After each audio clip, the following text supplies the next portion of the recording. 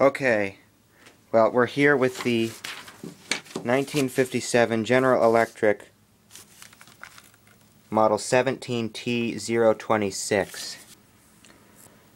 I should note that I found this television set for free at a yard sale several years ago, and in my younger, stupider days, I actually plugged it in when I got it home.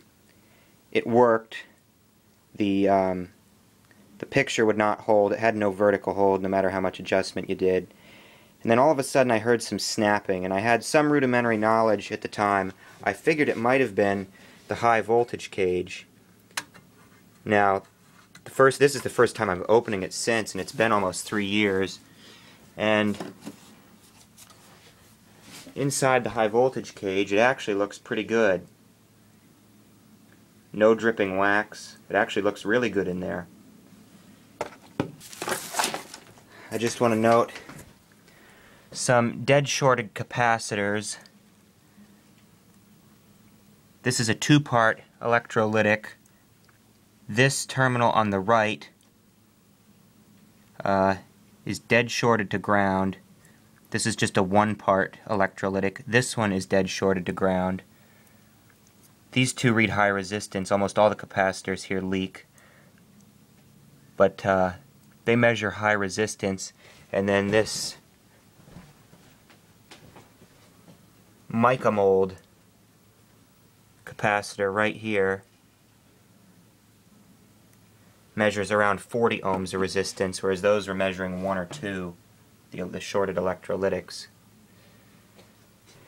And then there's Black Beauties, newer Sprague orange drop replacements, and probably in early 60s one of the first Sprague atoms introduced.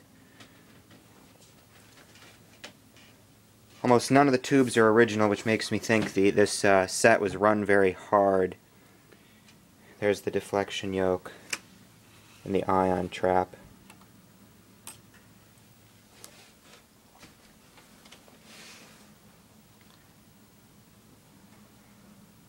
With selenium solid-state rectification. So, I guess it did turn out to be shorted electrolytics. I know never to do that again. And thankfully, there was actually fuses. The first one was soldered into the board, and that must have blown a long time ago, and the repairman was too lazy to replace that. So there are these weird spring S-hooks that can be used to jump a new fuse in here.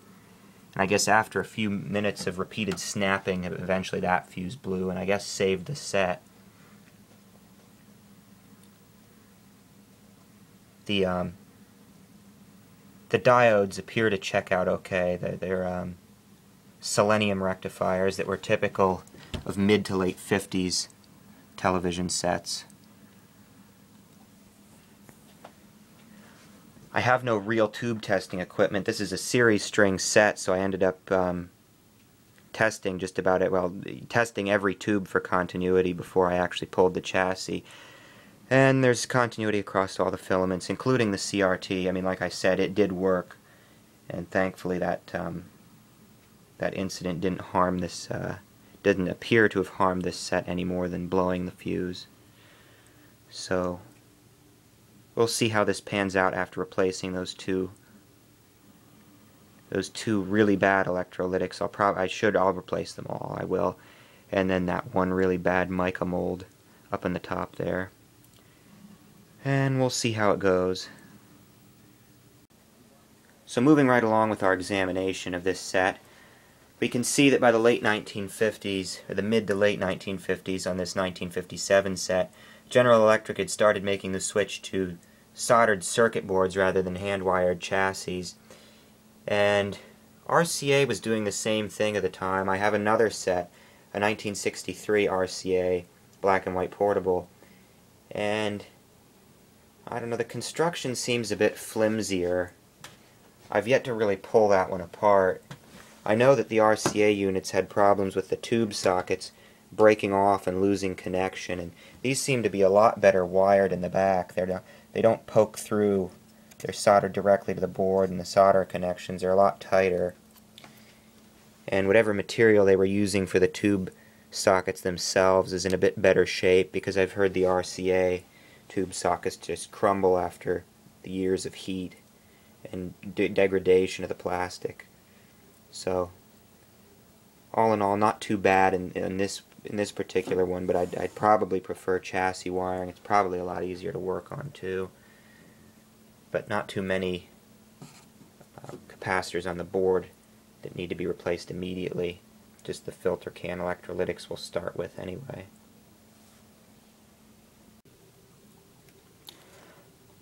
I'd also like to note that most of my knowledge about TV sets and old vacuum tube equipment, I have no real instruction in it. Much of it comes from a lot of old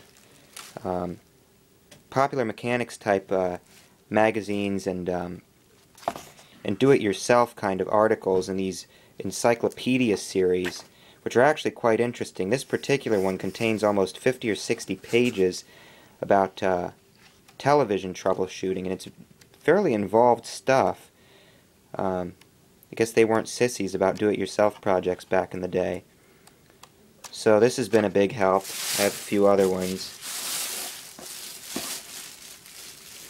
This is Popular Mechanics. This one was a Mechanics Illustrated. They're both entire encyclopedia sets, as well as the accumulated knowledge available on the internet, both through search and on YouTube as well. Just a little note after the fact. We've wrapped things up for this evening. This was a bit of a preliminary post-mortem after the set blew up, a couple years ago. Soon enough I'm going to be ordering the schematic. They are available online, and then we'll get a much more detailed method of going about seeing things work. So, we'll talk to you later then.